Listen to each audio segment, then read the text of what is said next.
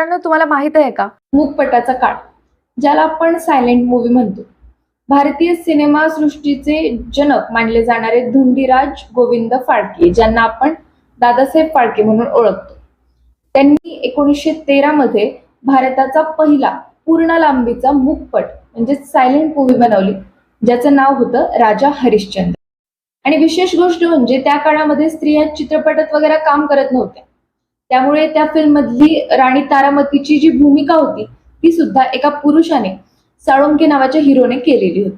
हा चित्रपट 3 मे 1913 रोजी मुंबईच्या कोरोनेशन सिनेमागृहात प्रदर्शित झाला आणि तिथूनच खऱ्या अर्थाने भारतीय चित्रपट सृष्टीचा श्री गणेशा झाला.